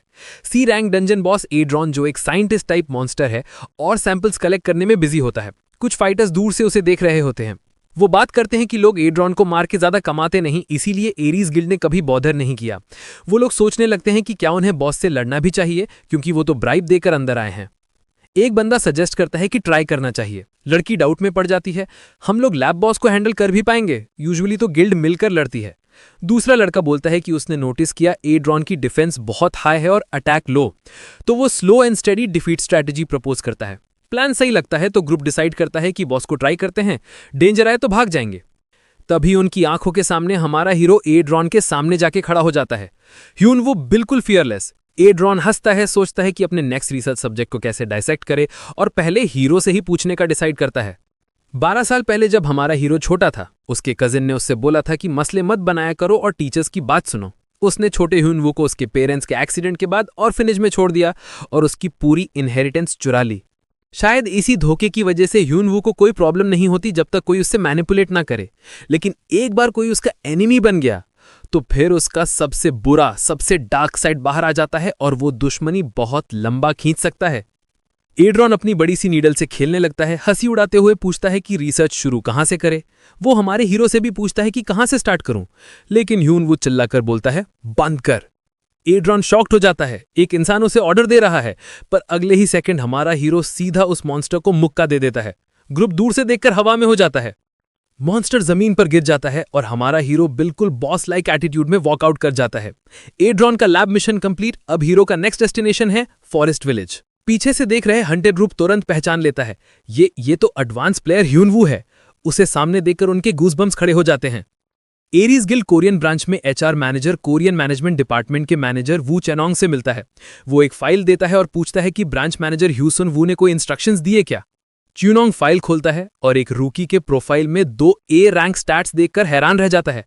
एचआर समझाता है कि ये फाइनल रिजल्ट नहीं, सिर्फ टेम्पररी एनालिसिस है। फिर भी च्यूनोंग हैरान है, इस बंदे के स्टैट्स तो मॉन्स्टर लेवल के हैं। एचआर मैनेजर बताता है कि ऑर्डर है ह्यून वू को थोड़ा सा हर्ट करने का और जरूरत पड़े तो थोड़ा एक्स्ट्रा भी कर सकते हैं। च्यूनयोंग समझ जाता है कि ये एक्स्ट्रा वाले इंस्ट्रक्शंस एचआर की पर्सनल फीलिंग से आए हैं। फिर एचआर एक्सप्लेन करता है कि हमारे हीरो ने उनके एक्सक्लूसिव डंजन में घुसकर वहां गार्ड कर रहे हंटर्स को ही पेल दिया। च्यूनयोंग उसे अश्योर करता है कि वो हमारी गिल्ड को स्क्रैच नहीं कर सकता, पर वो चाहता है कि सब कुछ क्वाइटली हैंडल हो क्योंकि branch manager already China expansion में डिप्ड इन है। मैनेजमेंट भी इस प्लान को सपोर्ट कर रहा है, मेनली इसलिए क्योंकि चाइना का टायरन गिल्डर्स सबको डरा रहा है। सिर्फ 2 साल में उन्होंने चाइना के 52% डंजन्स पर मोनोपोली जमा कर ली। गिल्ड लीडर टावर से आए 4 साल भी नहीं हुए और गिल्ड को जायंट बना दिया, और उनके सारे लीडर्स मॉन्स्टर स्ट्रेंथ वाले हैं। सबसे शॉकिंग बात, टायरन गिल्ड का leader S rank world ranking में 5th नंबर पर है, पर उसकी आइडेंटिटी पब्लिक को अभी तक नहीं पता। च्यूनयोंग एचआर को बोलता है कि ह्यून वू की फिक्र मत करो, उनके पास मैन पावर कम है, टायरन गिल्ड हैंडल करने का ऑलरेडी प्रेशर है, इसीलिए वो एक्सपर्ट्स भेजेंगे जो ह्यून वू को थोड़ा मॉडरेट डैमेज दे सके। इधर हमारा हीरो फोन का कैमरा चेक कर रहा होता है और दुनिया की टेक्नोलॉजी देखकर इंप्रेस हो जाता है। वो अपने दोस्त की फोटो क्लिक करके फोन से खेलने लगता है। शिवान इरिटेट होता है, फोन तो कॉन्टैक्ट के लिए दिया था, गेम के लिए नहीं। लेकिन वो फिर बताता है कि forest village soul guild handle करती है। हीरो फोन में ही बिजी रहता है, किसी बात का ध्यान नहीं देता, जब तक शिवान ये नहीं बोलता कि फॉरेस्ट विलेज में कोई मॉन्स्टर ही नहीं है। अब हीरो का ध्यान जाता है। शिवान एक्सप्लेन करता है कि वहां का बॉस पहले ही मर चुका है। ट्यूटोरियल टावर के मॉन्स्टर्स डेली रिस्पॉन होते थे, पर यहां डंजन्स में नॉर्मल मॉन्स्टर्स तो एंडलेस होते हैं, पर बॉस रिस्पॉन होने में टाइम लगता है। हीरो शॉक में, बॉस को रिस्पॉन होने में पूरा महीना। शिवान बोलता है कि उन्हें बॉस मरे हुए 4 हफ्ते हो चुके हैं, इसीलिए सिर्फ 2-3 दिन और। फिर ह्यून वो विजिबल स्वॉर्म के बारे में पूछता है। शिवान कहता है कि उसे वहां के डंजन का ज्यादा पता नहीं क्योंकि वो एरीज गिल्ड के कंट्रोल में है। हीरो इरिटेट हो जाता है, एक मॉन्स्टर को मारने के लिए इतनी टेंशन क्यों? तभी शिवान पूछता है, तुम हंटर एसोसिएशन में रजिस्टर कब करोगे? पहले तो ह्यूनवू को इंटरेस्ट नहीं होता, पर जैसे ही शिवन मनी पर्क्स बताता है, हीरो लिटरली जंप हो जाता है। रजिस्टर होते ही पैसे मिलते हैं। शिवन एक्सप्लेन करता है कि 2-3 महीने के बाद काम मिलेगा। बी रैंक को 1 मिलियन, ए रैंक को 2.5 मिलियन और ए और सी के बीच में ह्यूज गैप होता है। जब ह्यूनवू सुनता है कि शिवन 7 मिलियन पर मंथ कमाता है, हीरो शॉक में रह जाता है और तुरंत ही रजिस्टर करने भाग पड़ता है। नेक्स्ट मॉर्निंग हमारा hero Hunter association ability evaluation centre जाता है अपना रजिस्ट्रेशन करने। जैसे ही वो अपना नाम बताता है, रिसेप्शनिस्ट तुरंत पहचान जाता है कि ये वही बंदा है जो 12 साल तक टावर में फंसा हुआ था। उसे याद आता है कैसे लोग रोज आकर इसके बारे में पूछते रहते थे। लेकिन रिसेप्शनिस्ट को लगता है कि इसमें कोई खास बात नहीं है, लोग बस फालतू का हाइप बना रहे हैं। सब कुछ चेक करने के बाद वो ह्योनवू को आई ऑफ द सीकर मशीन की तरफ पॉइंट करता है। उस पर हाथ रखते ही होलोग्राम में उसका हंटर रैंक दिख जाएगा। रिसेप्शनिस्ट अंदाजा लगाता है कि ज्यादा से ज्यादा B+ होगा, पर जैसे ही रिजल्ट आता है रिसेप्शनिस्ट का मुंह खुला का खुला रह जाता है। हमारा हीरो भी होलोग्राम की तरफ देखकर शॉक में आ जाता है। रिसेप्शनिस्ट की चीख पूरी बिल्डिंग में गूंज जाती है। थोड़ी ही देर में ह्योनवू का असेसमेंट रिजल्ट न्यूज में छा जाता है। सब लोग उसके अनबिलीवेबल फुल A स्कोर्स की बात कर रहे होते हैं। ऐसा स्कोर दुनिया में किसी के पास नहीं। हुनवू फोन पर न्यूज पढ़ता है और हैरान होता है कि सिर्फ कुछ घंटों में सब जगह सिर्फ उसी की बात हो रही है। सीहुन समझाता है कि एडवांस प्लेयर्स हमेशा हॉट टॉपिक रहते हैं और एरीज गिल्ड के डंजन में उसने जो हंगामा मचाया था उसके बाद सबकी नजर उस पे ही थी। सीहुन जानता है कि हमारा हीरो इन सब बातों की परवाह नहीं करता, लेकिन वो वार्निंग देता है कि एरीज गिल्ड अब उसे छोड़ने वाली नहीं है। वो कहता है कि एनिमीज पीछा नहीं छोड़ेंगे, पर ह्योनवू सुनता ही नहीं। अचानक हमारा हीरो फोन की स्क्रीन देखकर बहुत जोर से हंसने लगता है। एक लोडिंग स्क्रीन फोटो में एक हंटर की बेकार सी पोज और फ्लैशी हॉरर इफेक्ट देखकर वो पागलों की तरह हंस रहा होता है। तब स्यूहंस शांति से बोलता है, वो फोटो मेरी है। रूम में एकदम ऑकवर्ड साइलेंस छा जाता है। फिर हमारा हीरो अपने दोस्त से पूछता है कि जब सब दोस्त बिजी रहते हैं तब ये हमेशा उसके साथ क्यों होता है। शिव उन्हें बोलता है कि वो भी बिजी होता है, पर जानबूझकर अपना टाइम निकालता है ताकि वो ह्योनवू के साथ रह सके। उधर एरीज गिल्ड के मैनेजमेंट ब्रांच के बेसमेंट में HR मैनेजर ह्योनवू के असेसमेंट रिजल्ट देख के बिल्कुल सफेद पड़ जाता है। चुंग को अब समझ आ जाता है कि ब्रांच मैनेजर क्यों इतना परेशान था। वो HR को तसल्ली देता है कि ह्योनवू का काम शिन चुंग गैंग संभालेगी। HR का कॉन्फिडेंस तुरंत वापस आ जाता है क्योंकि चाइना का ऑलमोस्ट S रैंक हंटर इस प्रॉब्लम को सॉल्व करने वाला है। फॉरेस्ट विलेज डंजन में हमारा हीरो हैरान होता है कि कोई गार्ड क्यों नहीं है। सीओ उन्हें बताता है कि ये डंजन उनकी गिल्ड का है। 12 बजते ही बॉस स्पॉन होने वाला होता है और तीनों अंदर चलते हैं, पर एक आदमी दूर से उन्हें चोरी चुपके देख रहा होता है। डंजन के अंदर एक नया बंदा पार्क गम उन्होंने ज्वाइन करता है। सीओ उन्हें बताता है कि पार्क लूट कलेक्ट करने आया है जिसे बाद में बेचा जाता है। हुनवू शॉक्ड हो जाता है जब पता चलता है कि लूट आइटम्स 20 से 35 मिलियन तक बिकते हैं। उसे समझ ही नहीं आता कि किसी को इन चीजों की जरूरत क्या होती है। सीहू ने बताता है कि लूट का यूज आर्मर और वेपन्स बनाने में होता है। पार्क हमारे हीरो की एडवेंचर वीडियो रिकॉर्ड करना शुरू करता है और परमिशन मांगता है। हुनवो को कोई प्रॉब्लम नहीं होती, पर वो रीजन पूछता है। जब पता चलता है कि वीडियोस से एड रेवेन्यू मिलता है, वो तुरंत 8:2 रेशियो पार्टनरशिप मांग लेता है। आगे बढ़ते हुए सुहान अपने दोस्त को एक कागज का टुकड़ा देता है। वो हमारे हीरो को समझाता है कि डंजन एक मेज की तरह होता है और उससे बाहर निकलना काफी मुश्किल हो जाता है। हुनवू मैप पर नजर डालता है जिसमें अलग अलग स्पॉट्स मार्क्ड होते हैं, फिर सीधा उस मैप को फेंक देता है। स्यूहुन बिल्कुल कंफ्यूज रह जाता है। हुनवू जाइंट ट्री के पास जाकर पार्क को कहता है कि उसकी एक फोटो ले ले। फिर वो ट्री के बिल्कुल करीब जाकर एक जबरदस्त पंच मारता है। पार्क और स्यूहुन दोनों शॉक्ड हो जाते हैं। पंच लगते ही जमीन एकदम साफ हो जाती है और सामने आता है डंजन का boss, twin headed ogre. Park recording करते हुए फ्रीज हो जाता है। यकीन नहीं होता कि हमारे हीरो ने एक ही शॉट में पूरा रास्ता क्लियर कर दिया। वो एक्साइटमेंट में ह्योनवू के पीछे दौड़ पड़ता है। हुनवू सीधा जाइंट ओगर की तरफ भागता है, एक बड़ा सा लीप लेता है और मॉन्स्टर के शोल्डर पर लैंड करता है। एक पंच में ओगर को मुंह के बल गिरा देता है। हमारा प्रोटैगनिस्ट फॉलन बॉस के ऊपर खड़ा होता है और पार्क अभी भी रिकॉर्डिंग कर रहा होता है, खुशी में रो रहा होता है कि उसकी वीडियो तो पक्का वायरल होगी। लेकिन शिन चुंग गैंग दूर से अभी भी हमारे हीरो पर नजर रखे हुए हैं। एरीज गिल्ड के मैनेजमेंट ऑफिस में शिन चुंगोंग चुंग से मिलने आता है अपनी असाइनमेंट के बारे में बात करने। वो मैनेजर को बताता है कि हमारे हीरो की फिजिकल पावर इतनी जबरदस्त है कि उसने कोई स्किल या मैजिक यूज तक नहीं किया। शिन चुंग गैंग मानता है कि वो इम्प्रेस था, पर एक नजर में ही उसने समझ लिया था कि ह्योनवू को कैसे डील किया जा सकता है। चुंग अपने थक को बताता है कि हुनवो एरीज गिल्ड के डंजन विजिबल स्वॉम्प में जाने वाला है। शिन चुंग गैंग कहता है कि ये परफेक्ट मौका है अपनी तैयारी करने का। उधर हमारा हीरो विजिबल स्वॉर्म के एंट्रेंस के बाहर खड़ा होता है। उसे कुछ अजीब लगता है पर सोचता है शायद वो ओवरथिंकिंग कर रहा है। तभी सीओ यान का मैसेज आता है एरीज गिल्ड से दूर रहने का वार्निंग देते हुए। पर हमारा हीरो समझ ही नहीं पाता कि सब लोग इतना टेंशन क्यों ले रहे हैं। उसे एरीज गिल्ड की बिल्कुल परवाह नहीं। सीओ यान पूछती है कि ह्योन वो एरीज गिल्ड के एक्सक्लूसिव डंजन में क्यों जा रहा है। वो कहता है कि उसका कुछ काम है। जब वो डिटेल पूछती हैं, हमारा प्रोटैगनिस्ट क्लियरली बोलता है कि अभी बताने का प्लान नहीं है। वो पूछते हैं क्या वो जानबूझकर एरीज गिल्ड से पंगा लेने जा रहा है। ह्योनवू सीधा हाँ बोल देता है। सीओ यान परेशान हो जाती हैं। वो जानती हैं कि उसे वरी नहीं करना चाहिए। उसके स्टैट्स और उसका डंजन वाली वीडियो देखकर ये क्लियर है कि ह्योनवू अपनी प्रोटेक्शन कर सकता है। फिर भी वो उसे एडवाइस देती हैं कि एरीज के लोगों से दूर रहना और अपना काम जल्दी निपटा देना। विजिबल स्वॉम्प एक ए रैंक डंजन है और सीओ यान को लगता है कि बॉस स्पॉन के दिन एरीज गिल्ड जरूर रेड करने आएगी। ह्योनवू उसकी एडवाइस अप्रिशिएट करता है और उसे वरी करने को नहीं कहता। पर जैसे ही वो विजिबल स्वॉर्म डंजन के बाहर खड़ा होता है, तभी एरीज के लोग उसके सामने आकर खड़े हो जाते हैं। एक एरीज हंटर ह्योनवू का सामना करता है और उसे धमकाता है कि एरीज को अपना दुश्मन मत बनाओ। ह्योनवू सीओ यान की वार्निंग याद करता है, एरीज से बचो। पर जब ये लोग उसे बार बार परेशान करते ही जा रहे हैं, तो बचना मुश्किल हो जाता है। वो थग्स को बोलता है कि तुम सब एक जैसे हो, हमेशा मुझे नीचा दिखाने की कोशिश करते हो और फिर हमेशा पिटोगे ही। जब एरीज के हंटर्स को अपनी गलती समझ आती है, तो वो बस गिल्ड का नाम बोलकर बचने की कोशिश करते हैं। हंटर गुस्से में तलवार लेकर हमारे हीरो पर अटैक करता है, लेकिन ह्योनवू उसे आसानी से गिरा देता है और सीधा डंजन के एंट्रेंस की तरफ चल पड़ता है। वो गेट के थ्रू अंदर जाता है और मॉन्स्टर तुरंत एक्टिवेट हो जाता है। वो आगे बढ़ता रहता है और मॉन्स्टर उसके पीछे पीछे चलने लगता है। आखिर में वो डंजन बॉस मेगा एलिगेटर का सामना करता है। ह्योनवू सीओ यान के लेक्चर याद करता है एलिगेटर की हार्ड लेदर, उसकी मैजिक रेजिस्टेंस और कितना महंगा होता है उसका लेदर और दांत, और ये सब सोचकर वो मुस्कुराने लगता है। ह्योनवू बिना टाइम वेस्ट किए मेगा एलिगेटर पर अटैक करता है और उसे बहुत जोर से नॉकआउट कर देता है। वो मॉन्स्टर को चीरने ही वाला होता है कि एलिगेटर भाग जाता है, पर ह्योनवू उसे छोड़ने वाला नहीं। वो उसकी पूंछ पकड़ के खींच लेता है। वो डिसाइड करता है कि बॉस को थोड़ा स्विंग सिखाता हूं और एलिगेटर को घुमाते हुए सीधा दीवार में पटक देता है। मेगा एलिगेटर गुस्से में आकर फिर से ह्योनवू का सामना करता है। शिन चुंगोंग दूर से ये सब देख रहा होता है। एलिगेटर एक बड़ा सा जंप लेता है और जैसे ही ह्योनवू फाइनल ब्लो देने जा रहा होता है, चेन्स अचानक उसके पैरों को जकड़ लेती हैं। ह्योनवू चेन्स में बंध जाता है। एलिगेटर अपने बड़े जॉज खोलता है और शिन चुंगोंग सोचता है कि अब हीरो की मौत पक्की है। लेकिन जैसे ही एलिगेटर उस पर गिरने वाला होता है, ह्योनवू नीचे झुकता है और एलिगेटर सीधा स्वॉम्प में गिर जाता है। ह्योनवू कंफ्यूजन में अपनी जंजीरें देखता है। तब शिन चुंगोंग बोलता है कि ये मैजिक चेन है, तुम्हारे जैसे बंदे को रोकने का परफेक्ट टूल। ह्योनवू कंफ्यूज होकर उस रैंडम आदमी को देखता है। असैसिन नीचे कूदकर अपना इंट्रोडक्शन देता है और बताता है कि वो एरीज गिल्ड की तरफ से उससे निपटने आया है।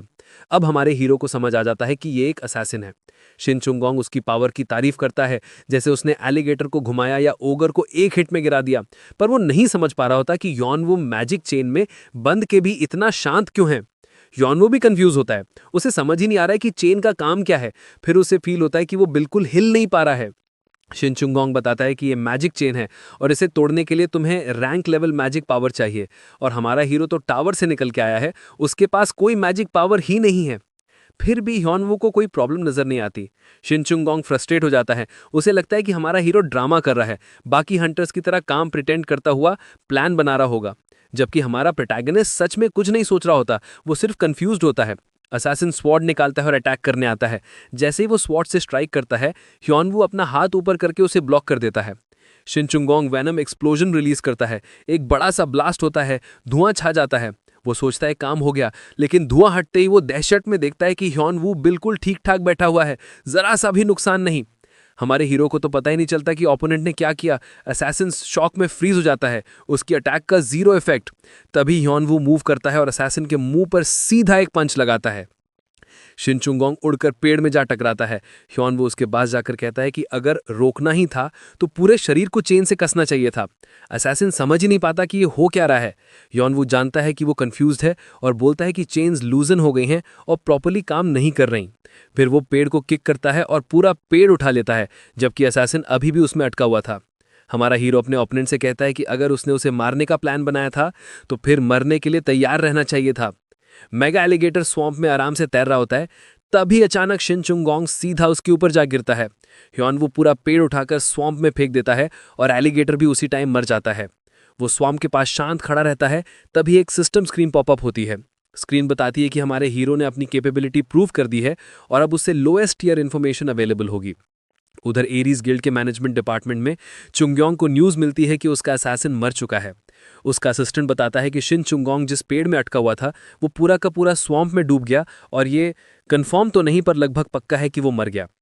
चुंगयोंग सोचता है शायद मॉन्स्टर ने उसके असैसिन को खा लिया होगा, लेकिन फिर उसे याद आता है कि शिन चुंगोंग के पास 2 एस रैंक स्टैट्स और 7 पावरफुल स्किल्स थीं। इतना केपेबल असैसिन हमारे हीरो ने इतनी आसानी से मार दिया, ये बात चुंगयोंग को अंदर तक इरिटेट कर देती है। हियनवू अपने अपार्टमेंट में लेटकर सोने की कोशिश कर रहा होता है। अचानक वो झांक जाता है जब उसे इन्फॉर्मेशन विंडो याद आती है। सिस्टम स्क्रीन रिवील करती है कि हमारा हीरो सिस्टम में एक टेम्पररी गार्डियन बनने के लिए इनवाइट किया गया है। वो कंफ्यूज हो जाता है, उसे लगता है कि कुछ बदल गया है, लेकिन स्क्रीन पर लिखी चीजों का मतलब उसे समझ नहीं आता। हियनवू सोचता है कि शायद अब उसे टावर के बारे में इन्फॉर्मेशन मिल जाएगी, लेकिन उसे समझ नहीं आता कि सिस्टम का उससे बुलाना क्या मतलब रखता है। वो वक्त देखता है, 9:30 हो गए थे और इनवाइट लगभग 2 PM के आसपास आया था। तभी शियोन अपार्टमेंट के अंदर आता है और हमारा हीरो से वहीं रुकने को बोलता है। वो अपनी नई स्किल को टेस्ट करने के लिए इन्फॉर्मेशन विंडो खोलता है। थोड़ी सी कॉन्सेंट्रेशन के बाद शू हियन की इन्फॉर्मेशन विंडो सामने आ जाती है, लेकिन हेनवू कोई स्टैट्स नहीं देख पाता क्योंकि उसकी इन्फॉर्मेशन अथॉरिटी लोएस्ट ईयर की होती है। गुस्से में वो अपनी यूजलेस स्किल को गाली देता है, जिससे शू हियन कंफ्यूज हो जाता है, लेकिन हीरो तुरंत संभल जाता है और कहता है कि वो सिर्फ अपने आप से बकवास कर रहा था। हमारे प्रोटैगनिस्ट की नज़र फोन की क्लॉक पर जाती है। जैसे जैसे 12 AM करीब आता है वो सोचता है कि ये यूजलेस स्किल जरूर उसमें कोई बदलाव लाई है। उसे लगता है कि सिस्टम से इनवाइट मिलने के बाद अब वो टावर जैसी चीज़ों की इन्फॉर्मेशन जान पाएगा। तभी क्लॉक 12 बजाती है और रूम का अंधेरा बढ़ जाता है। हेयन वो अचानक खुद को एक बिल्कुल अलग स्पेस में टेलीपोर्ट हुआ पाता है। सामने देखता है तो एक लड़की डेस्क पर बैठी होती है। लड़की उसे गार्डियन कहकर बुलाती है और बताती है कि वो उसकी असिस्टेंट है ईव। ईव अपनी पहचान देती है और कहती है कि जब तक गार्डियन जिंदा है वो उसके साथ रहेगी। ये सुनकर यंगू का मूड लाइट हो जाता है। आखिरकार उसे कोई मिल गया जिससे वो बात कर सके और शायद अब वो जान पाएगा कि वो 12 साल से टावर में क्यों फंसा हुआ था। दोनों एक दूसरे को चुपचाप देखते रहते हैं। फिर हमारा हीरो बोलता है, पूछता है कि क्या वो सब कुछ एक्सप्लेन करेगी। ईव कंफ्यूज हो जाती है कि उसे क्या एक्सप्लेन करना है। हमारा हीरो गुस्से में चलाता है कि क्या उसे यहाँ सिर्फ एक्सप्लेनेशन देने के लिए बुलाया गया था, लेकिन ईव शांति से कहती है कि वो सिर्फ उन सवालों का जवाब दे सकती है जो गार्डियन पूछता है। ये सुन के हीरो शॉक हो जाता है क्योंकि इसका मतलब था कि ईव खुद से कुछ नहीं बताएगी। फिर वो सवाल पूछना शुरू करता है। सबसे पहला सवाल, मुझे ट्यूटोरियल टावर में किसने लॉक किया?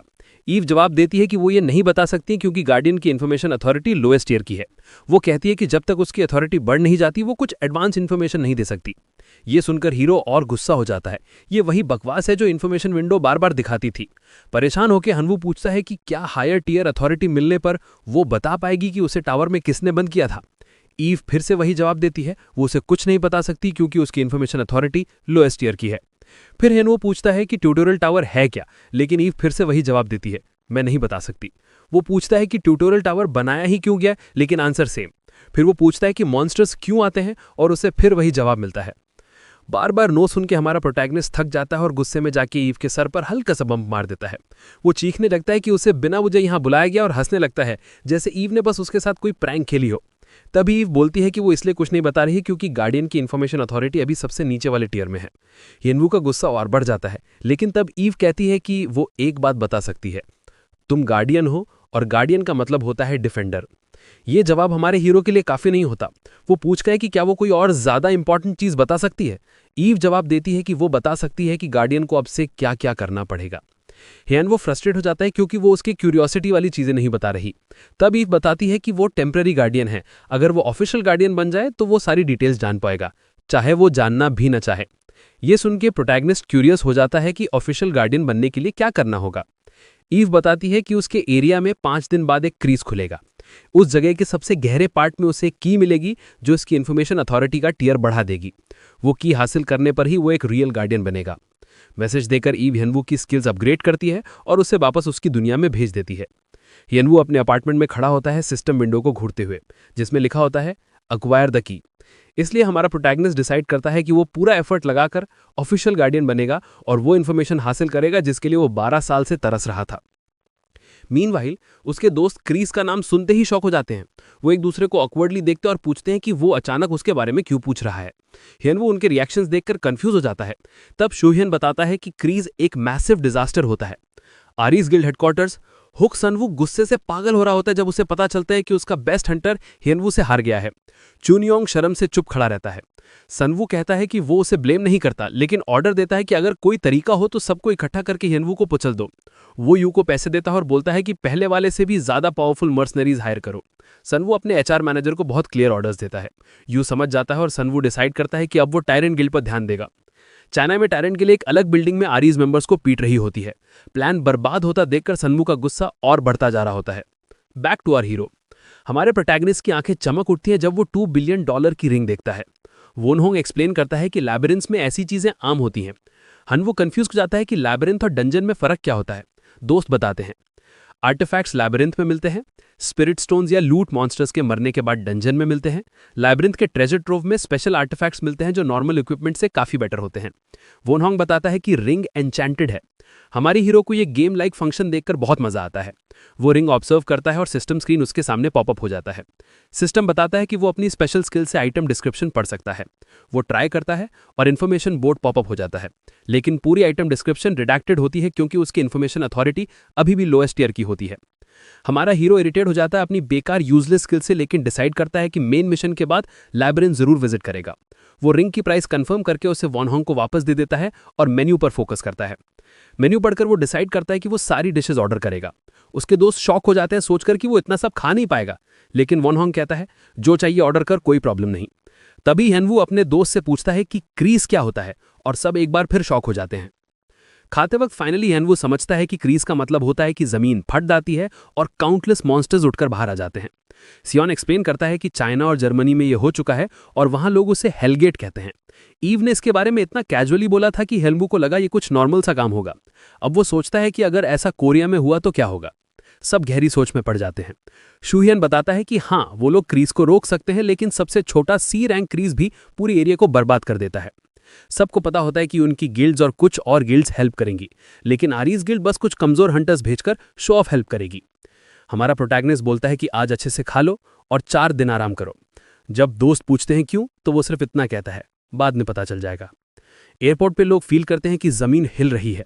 लोग सोचते हैं भूकंप आया और भागने लगते हैं। अचानक जमीन फट जाती है। इसके साथ ही एक आदमी रोब्स पहने अपने मास्टर के पास जाकर बताता है कि 9th फ्लोर अवेकन हो गया है। मास्टर पूछता है हमारे प्रोटैगनिस्ट के बारे में। आदमी कहता है कि वो अभी अवेकन नहीं हुआ है, लेकिन जल्दी हो जाएगा और उसे एक ऑफिशियल टाइटल मिलेगा। मास्टर टाइमिंग परफेक्ट समझता है और एक्साइटेड रहता है देखने के लिए कि हमारा हीरो क्या करता है। गिम्पो इंटरनेशनल एयरपोर्ट में जमीन जोर से हिलती है। लोग चिल्लाते हुए भागते हैं। आग फैल जाती है। न्यूज पर 5 किलोमीटर के एरिया को तुरंत इवैक्यूएट करने का ऑर्डर आता है। एयरपोर्ट लॉकडाउन हो जाता है और एसोसिएशन के हंटर्स लगातार ज्वाइन करते हैं। मॉन्स्टर्स की बारिश होती जा रही होती है और सिचुएशन और खराब होती जा रही होती है। रूकी हंटर्स बड़े बड़े मॉन्स्टर्स को देखकर डर जाते हैं। उनके लीडर बोलते हैं हिम्मत रखो वरना यहीं मर जाओगे।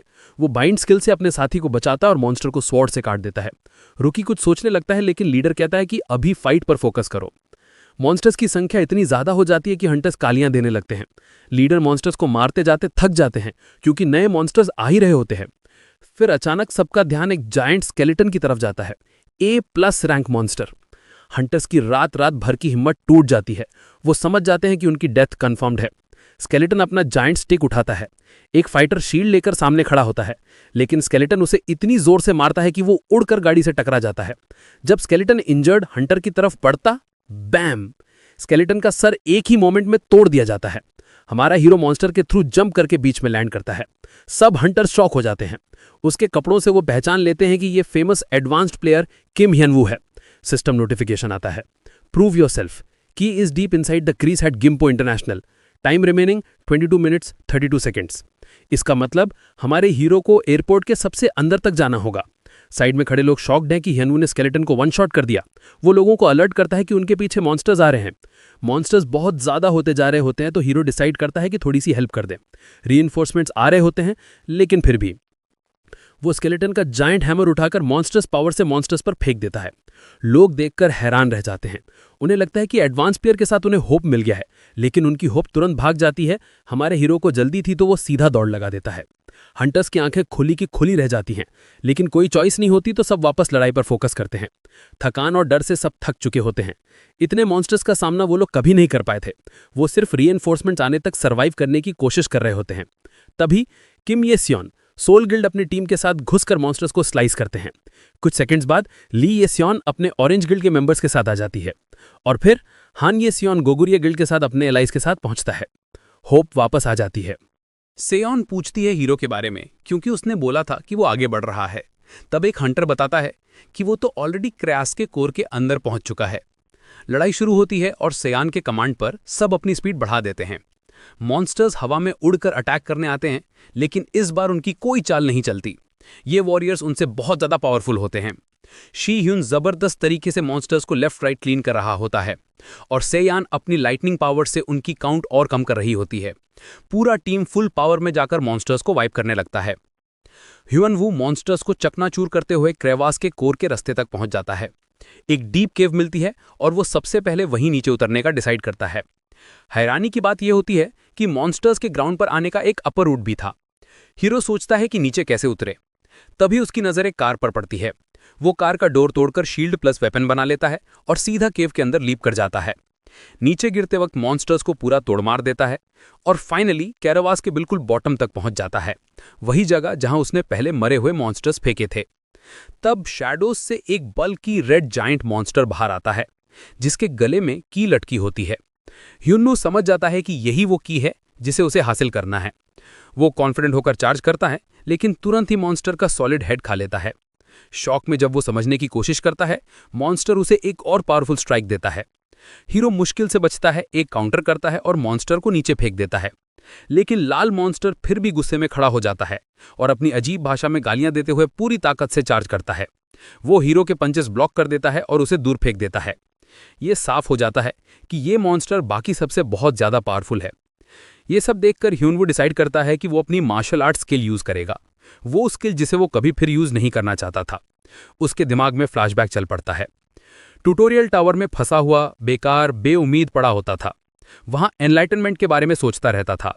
फिर वो मॉन्स्टर्स में दौड़ता था, जान पड़कर ट्रेनिंग करता था। यहीं से उसका मार्शल आर्ट्स का सफर शुरू हुआ।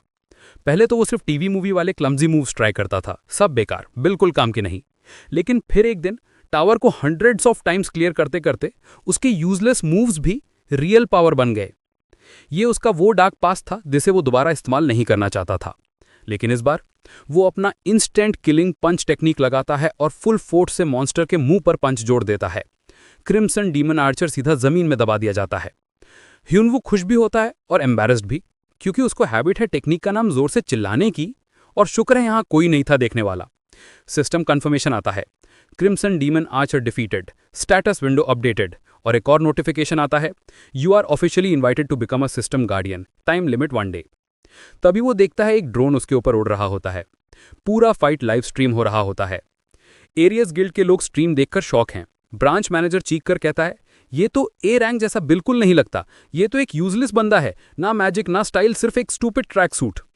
वो मैनेजर यू को ऑर्डर देता है कि वो अपने सारे कलेक्टेड डेटा जल्दी रिलीज कर दे। Next day award ceremony. Korean hunter association branch में क्रैस हंटर्स के लिए अवार्ड सेरेमनी चल रही होती है।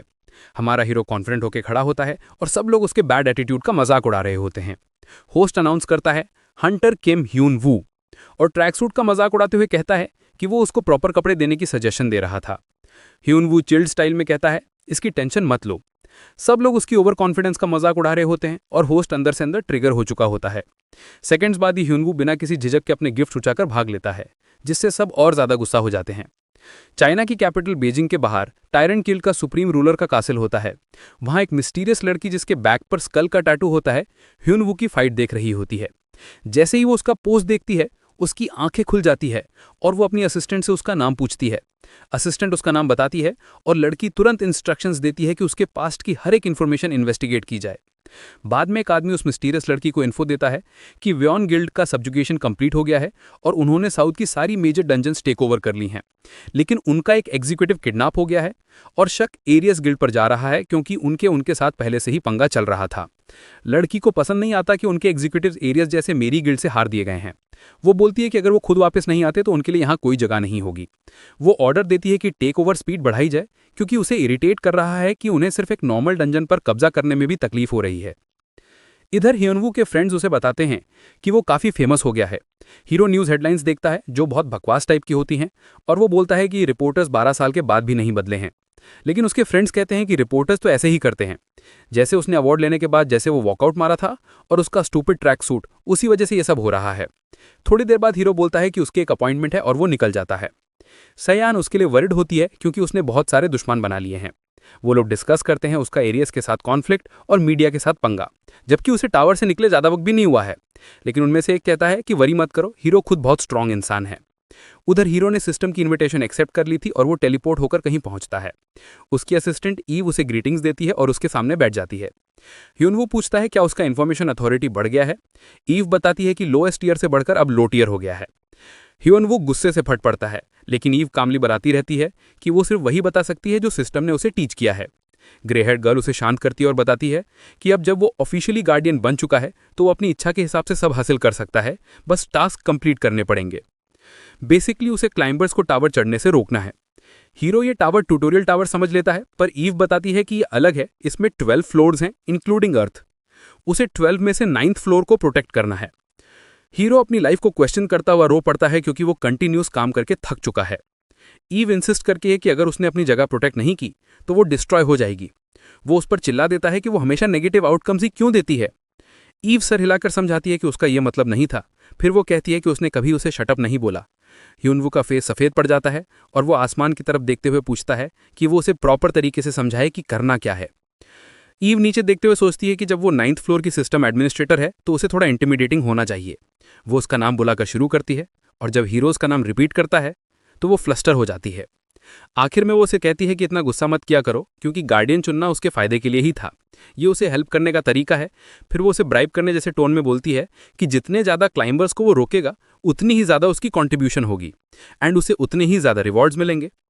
ह्यूनवू उसकी तरफ घुरता है और सीधे शब्दों में पूछता है कि अगर वो ये जानना चाहता है कि ट्यूटोरियल टावर बनने के बाद उसे टावर में किसने लॉक किया तो उसे कितनी इन्फॉर्मेशन अथॉरिटी चाहिए। ए जवाब देती है कि उसके लिए उसे हाई टियर इन्फॉर्मेशन अथॉरिटी हासिल करनी होगी। ह्यूनवू फिर पूछता है कि अगर वो क्लाइंबर्स को उनके जर्नी के दौरान मार दे तो क्या उसकी टियर बढ़ेगी। आवी हाँ में सर हिलाती है। फिर वो पूछता है कि कितने क्लाइंबर्स को मारना पड़ेगा। थोड़ी हिचकिचाहट से बताती है कि क्लाइंबर्स के भी रैंक्स होते हैं तो सही नंबर बताना मुश्किल है, लेकिन रफली 5 हायर एंड क्लाइंबर्स को मारना इनफ होगा हाई टियर इन्फॉर्मेशन अथॉरिटी पाने के लिए। ह्यूनवू और डिटेल्स मांगता है, जैसे कि उस क्रिम्सन डीमन आर्चर का रैंक क्या थे जिसे उसने मारा। आज जवाब देती है कि वो लो रैंक्ड क्लाइंबर था। ह्यूनवू सर हिला के सब रफली समझ जाता है। ह्यूनवू अपने घर में बैठे स्टेटस विंडो को देख रहा होता है, सोच रहा होता है कि अर्थ का टावर होना भी एक बकवास है या उसका अर्थ को सेव करना भी नॉनसेंस लग रहा था। वो डिसाइड करता है कि इन सब कॉम्प्लिकेटेड चीज़ों में दिमाग खराब करने की ज़रूरत नहीं। उसका एक ही गोल होगा, पता करना कि उसे टावर में किसने लॉक किया, और अगर इसके लिए क्लाइंबर्स को कुचलना पड़े तो वो भी करेगा। तभी सोयान का कॉल आता है। वो घबराकर कहती कि टीवी ऑन करो। टीवी चलाती ही ह्यूनवू देखता है कि उसका नाम न्यूज़ में छाया हुआ है। पब्लिक ओपिनियन उसके खिलाफ हो गया है। हेडलाइंस में लिखा होता है कि क्रियास क्राइसिस में हीरो बनने वाला किम ह्यूनवू एरीज गिल्ड के एक मेंबर का कातिल बन गया है। ह्यूनवू हंसी छोड़ देता है, बोलता है ये नया ड्रामा क्या चल रहा है। ह्यूनवू मोकडाउन के घर में लेटा होता है और उसका फोन नॉन स्टॉप बज रहा होता है। सोयान चीख कर पूछती कि ये सब हुआ कैसे। वो कहती है कि सिर्फ टावर से 12 साल बाद निकलने की वजह से ही वो सेलिब्रिटी बन गया। अभी कुछ दिन पहले ही उसने क्रियास क्राइसिस अकेला सॉल्व किया था, जिसकी वजह से सारी कंट्रीज उस पर नजर रख रही थी, और अब मर्डर का इल्जाम। वो टेंशन में बताती है कि एरीज के साथ उसका इशू सुनने के बाद से वो ऑलरेडी नर्वस थी। ह्यूनवू आंखें घुमाता है और कहता है कि रिलैक्स कर, टेंशन मत ले, जिस पर सुएयॉन और गुस्सा हो जाती है। कहती है कि बार बार डोंट वरी बोलना बंद करे। ह्यूनवू को लगता है कि ये सब एक वाइफ की डांट जैसा लग रहा है, जबकि उसे याद नहीं कि कब उसकी कोई गर्लफ्रेंड थी। वाइफ तो दूर की बात है। वो सुएयॉन की तरफ मुड़कर बोलता है कि शायद तुम्हें मुझ पर क्रश है, और अगर मेरी बात सही है तो सीधा कन्फेशन कर दो। सुनते ही सुएयॉन गहरी सांस लेती है, फिर क्रीपीली मुस्कुराती है और कहती है कि अगर उसने ऐसी बकवास फिर बोली तो वो उसे अपनी लाइटनिंग से फ्राई कर देगी। ह्यूनवू ऑकवर्ड सी हंसी हंसा देता है, सोचता है कि ये टॉपिक चेंज करना ही बेहतर है। तभी सुयून आगे बढ़कर उसे हंटर एसोसिएशन के सारे मिस्ड कॉल्स दिखाता है। कहता है कि पहली बार इतने सारे कॉल्स देख रहा हूं। फिर वो स्टेटस बोर्ड दिखाता है जहां ह्यूनवू फिर से फर्स्ट प्लेस पर होता है। सुयून गुस्से से लाल होता हुआ एक आर्टिकल पढ़कर सुनाता है जिसमें लिखा होता है कि किम ह्यूनवू और उसके 3 गिल्ड लीडर्स मर्डर टेंडेंसीज रखते हैं। ह्यूनवू उसे शांत करना चाहता है, लेकिन सुयून बोलता है कि वो शॉक में है कि ह्यूनवू को इतनी भी फिक्र नहीं जब उन सबकी रेप्यूटेशन बर्बाद हो रही है। ह्यूनवू पूछता है कि क्या सेओ ने रिपोर्टर्स के साथ मीटिंग अरेंज कर दी है, और ये सुनकर सेओन और सिहुन दोनों घबरा जाते हैं, पूछते हैं कि क्या वो तैयार भी हैं। ह्यूनवू हंसी रोकते हुए कहता है कि तुम लोग सोच रहे हो कि मैं बिना तैयारी के प्रेस कॉन्फ्रेंस में जाऊंगा। सुएऑन उसे वार्न करती है कि रिपोर्टर्स को मत पीटना और ना ही ये कहना कि तुम एरीज गिल्ड को बर्बाद कर दोगे। ह्यूनवू हैरान होकर पूछता है कि तुम लोग मुझे इतना वायलेंट समझते हो। उधर एरीज गिल्ड का लीडर ह्यूनवू की सिचुएशन के बारे में रिपोर्ट मांगता है। एचआर मैनेजर बताता है कि ह्यूनवू का चेहरा हर जगह न्यूज और सोशल मीडिया पर फैल चुका है, पब्लिक ओपिनियन उस पर खराब हो गया है और ओवरऑल सिचुएशन उसके लिए बिल्कुल अच्छी नहीं है। लीडर सोचता है कि उसे ह्यूनवू से एक कदम आगे रहना होगा ताकि उसे पूरी तरह हटा सके। वो सोचता है कि जो चीज वो मुश्किल से ही मुमकिन मानता था वो किम ह्यूनवू ने कर दिखाया और आयरॉनिकली उसी से ह्यूनवू को सबसे बड़ा नुकसान हो गया। मुगडोंग प्रेस कॉन्फ्रेंस में ह्यूनवू बिल्कुल कॉन्फिडेंस से बैठा है। रिपोर्टर्स ने पहले ही सवाल पूछना शुरू कर दिए, क्या रीसेंट न्यूज सच है या फिर एरीज गिल्ड के मेंबर पर उसने अटैक क्यों किया। ह्यूनवू ने गहरी सांस ली और सीधा बोल दिया कि ये मेरा पहला प्रेस कॉन्फ्रेंस है तो मैं वही करूंगा जो मुझे सही लगे। फिर उसने एक रिपोर्टर को बोला कि चलो फर्स्ट क्वेश्चन पूछ लो। रिपोर्टर ने पूछा कि अभी वो कैसा फील कर रहा है। ह्यूनवू ने बिना सोचे जवाब दिया, बकवास लग रहा है। फिर एक रिपोर्टर ने सीधा सवाल पूछ लिया, क्या आपने एरीज मेंबर को सच में मार दिया। ह्यूनवू ने सीधा सर हिलाया और बोला, हाँ जो सोचना है सोचो, लेकिन पहले ये रिकॉर्डिंग सुनो। वो बताता है कि उसे नहीं पता कि ये सब क्यों हो रहा है, लेकिन उसे याद है कि उसने एरीज गिल्ड का रिक्रूटमेंट ऑफर ठुकरा दिया था। फिर वो वही रिकॉर्डिंग प्ले करता है जहां मरने वाला बंदा कन्फेस करता है कि वो एरीज गिल्ड के कहने पर उसे मारने आया था। फियर्स फाइट के बाद ह्यूनवू रिकॉर्डिंग एकदम उस मोमेंट से पहले बंद कर देता है जब इंसिडेंट हुआ था। रिपोर्टर्स शॉक में चुप हो जाते हैं। ह्यूनवू कामली कहता है कि उसे पता था कि रिपोर्टर्स को ये लीक खुद एरीज गिल्ड ने ही दिया होगा। वो समझाता है कि वो वहां बॉस मॉन्स्टर को मारने गया था और एरीज का मेंबर उसका पीछा करते करते पहुंच गया। तभी एक रिपोर्टर चिल्लाता है कि ये रिकॉर्डिंग फोर्ज्ड हो सकती है। ह्यूनवू दूसरा फोन पॉकेट से निकालता है, बोलता है ये उस आदमी का फोन है जो स्वैम्प में मरा था। वो कहता है फोन लॉक्ड है, पर अगर ये सिक्योरिटी कंपनी या पुलिस को दे दिया जाए तो सच सबके सामने आ जाएगा। फिर वो अपना वर्डिक्ट देता है, उस असैसिन ने मुझे मारने के लिए ही अटैक किया था। मैं टावर से जस्ट निकला हूं, मैं वही करता हूं जो मुझे आता है, अपनी जान बचाना। वो एक्सप्लेन करता है कि असैसिन डंजन के बॉस मॉन्स्टर मेगा एलिगेटर में उलझ गया और मर गया। रिपोर्टर्स चीखने लगते हैं कि ये तो मर्डर कन्फेस कर दिया।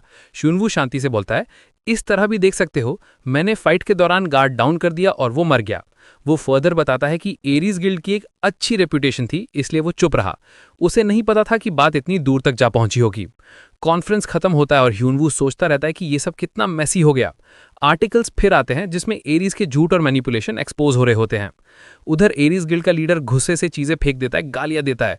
फिर वो हंसने लगता है, बोलता है कितना बेवकूफ है, इस दुनिया का एक रूल भी नहीं जानता, मैं उसे एक ना एक तरह से खत्म कर ही दूंगा। बाद में फ्रेंड्स ह्यूनवू के साथ चल रहे होते हैं। सुह्यून पूछता है, तू कैसे समझ गया कि वो बंदा कुछ करेगा, रिकॉर्डिंग का आइडिया कहाँ से आया। सुएऑन भी बोलती है कि जब उसने डेड असैसिन का फोन दिखाया था तो वो बिल्कुल शॉक हो गई थी, सारे वरी जीरो हो गए थे। ह्यूनवू मुस्कुराकर बोलता है, मैंने झूठ बोला था। तीनों उसे घूरते रहते हैं, कॉन्फ्रेंस में झूठ क्यों बोला। ह्यूनवू फोन निकालकर दिखाता है, ये फोन असैसिन का नहीं, सियोने का फोन है, उसका फोन तो रोज बदलता रहता है। फिर वो बताता है कि उन लोगों ने हमेशा वार्न किया था कि एरीज कितना डेंजरस है, तो इस बार उनकी एडवाइस मान ली। तो वो वैसे ही रिकॉर्डिंग चला रहा था, पर उसे खुद नहीं पता था कि वो कभी काम आ जाएगी। सुयोयान फिर भी टेंशन में आ गई, पूछने लगी कि अगर वो लोग असली फोन मांग लेते तो। ह्यूनवू ने उसे शांत करते हुए बोला कि ये एरीज का मामला है, सिक्योरिटी टीम से पहले तो एरीज के लोग ही फोन चेक करते, इसलिए उसने बस इतना इंश्योर किया कि उन्हें पता चल जाए कि अब वो उसे लाइटली ट्रीट ना करें। सुयुआन हल्की सी हंसी और कहने लगी कि ह्यूनवू अपनी फिक्रों के साथ अचानक से बड़ा कूल लग रहा था। एरीज गिल्ड जिसका हेडक्वार्टर अमेरिका में था और जिसके लैब्रिंथ्स पूरे दुनिया में थे, उसकी कोलियन ब्रांच के पास सबसे ज्यादा डंजन्स थे। अब ह्यूनवू वेट कर रहा था और सोच रहा था कि एरीज का नेक्स्ट मूव क्या होगा, क्योंकि अगर वो सच में इस केस में फंस गए तो उनका बहुत कुछ दांव पर लग जाएगा। रात को ह्यूनवू ने सुह्यून को घर भेज दिया, बोलते हुए कि वो थोड़ा अकेले वॉक करेगा। सुह्यून भी जानता था कि वो खुद को हैंडल कर सकता है और अकेला घूमना पसंद करता है। सिर्फ कुछ मिनट बाद ही ह्यूनवू को एरीज गिल्ड के क्लोक्ड मेंबर्स ने घेर लिया। ह्यूनवू ने मुस्कुराते हुए बोला कि वो उनका ही इंतजार कर रहा था। मास्क्ड आदमी ने ऑर्डर दिया कि वो उनके साथ चलें। ह्यूनवू को समझ में आ गया था कि शायद एरीज के कुछ हाई रैंक लोग उससे मिलना चाहते हैं, तो उसने पूछा कि अगर वो ना कहे तो। मास्क्ड आदमी ने सीधा जवाब दिया, तो हम तुम्हें घसीट के ले जाएंगे। ह्यूनवू मुस्कुरा दिया और उनके गुस्से को आसानी से प्रोवोक कर दिया। सारे लोग उसे एक एक करके अटैक करने लगे, पर उनके एक भी बार उसके बॉडी को टच नहीं कर पाया। वो लोग फिर से अटैक करते गए, पर इस बार वो खुद ही ह्यूनवू के मूव्स में फंस गए। ह्यूनवू आराम से खड़ा रहा और मास्कमैन गिर गिर कर कंफ्यूज हो गए कि उनके वार काम क्यों नहीं कर रहे हैं।